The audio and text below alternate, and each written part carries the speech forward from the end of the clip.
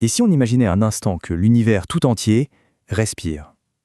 C'est cette idée, à la fois très poétique et en même temps profondément scientifique, qu'on va décortiquer ensemble aujourd'hui. Voilà la question qui va nous servir de guide. Et si, au fond, l'expansion et la gravité n'étaient pas deux forces en guerre, mais plutôt les deux phases d'un seul et même souffle cosmique? Alors pour commencer, il faut savoir que tout part d'une énorme surprise. Une surprise qui a vraiment secoué toutes les fondations de la cosmologie moderne.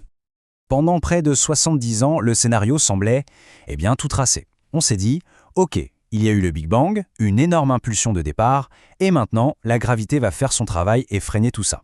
Un peu comme quand on lance un ballon en l'air, il finit par ralentir. Logique, non? Sauf qu'en 1998, les télescopes réveillent l'impensable.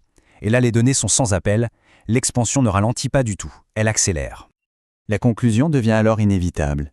Si la gravité, elle, attire tout vers l'intérieur, il doit y avoir une autre force, une force inconnue et mystérieuse qui pousse tout vers l'extérieur, une sorte d'antigravité, mais à l'échelle de l'univers tout entier.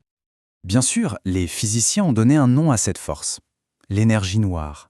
Et le plus bizarre dans tout ça, c'est qu'elle ne semble venir de nulle part en particulier.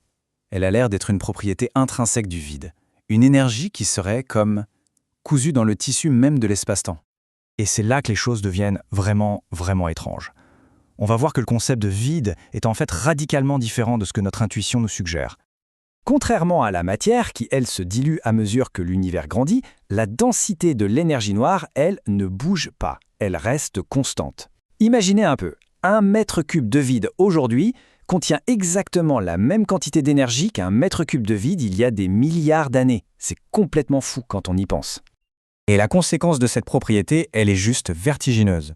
Si la densité est constante, ça veut dire qu'à chaque fois que l'univers s'étend, de la nouvelle énergie noire est créée. L'expansion se nourrit elle-même. Mais attendez une seconde. Créer de l'énergie à partir de rien, est-ce que ça ne viole pas l'une des lois les plus fondamentales de toute la physique? On touche là à une des questions les plus profondes de la cosmologie. Un conflit qui semble total avec un des piliers de la physique. On connaît tous cette fameuse phrase de Lavoisier « Rien ne se perd, rien ne se crée, tout se transforme ». Alors comment on fait pour concilier cette règle avec un univers qui, lui, a l'air de créer de l'énergie à partir du vide? La réponse est assez fascinante. Cette loi de conservation de l'énergie, elle s'applique parfaitement dans une boîte fermée, disons un laboratoire. Mais le problème, c'est que l'univers n'est pas une boîte fermée. C'est un contenant qui grandit lui-même. Et quand l'espace-temps s'étire, les règles de la comptabilité énergétique, elles changent. Pour faire simple, il n'y a pas de loi globale de conservation de l'énergie pour l'univers dans son ensemble. C'est Einstein lui-même qui nous a donné la clé. En relativité générale, l'énergie et la géométrie de l'espace-temps sont totalement inséparables. Si la géométrie change, c'est-à-dire si l'espace s'étend, alors l'énergie totale peut, elle aussi, changer. Alors, et si on arrêtait de voir ces forces comme un combat permanent? Et si, au contraire, on les voyait comme les deux phases d'un même mouvement fondamental? Voilà l'idée. D'un côté, on a l'expiration, c'est l'énergie noire, qui dilate l'espace, qui le pousse vers l'extérieur. Et de l'autre, on a l'inspiration. C'est la gravité qui rassemble la matière pour former des étoiles, des galaxies, en tirant l'espace vers l'intérieur. Ce ne sont pas des ennemis, mais bien les deux faces d'une même pièce. Cette citation, elle illustre magnifiquement cette symétrie profonde. L'univers ne serait pas un champ de bataille, mais plutôt un organisme vivant, à sa propre échelle, avec son propre rythme, son propre souffle. Et attention, ce n'est pas juste une belle métaphore poétique, c'est inscrit au cœur des mathématiques de la relativité générale.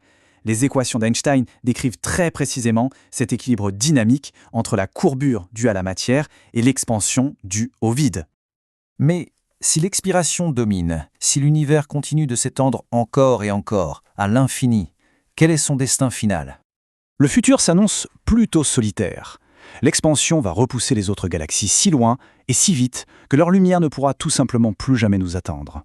C'est difficile à imaginer, mais les étoiles disparaîtront de notre ciel, les unes après les autres.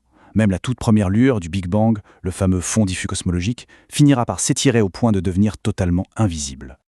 Chaque observateur, dans ce futur lointain, sera comme piégé dans un petit silo de réalité, complètement isolé, sans aucun moyen de savoir que quelque chose d'autre a un jour existé au-delà de son horizon.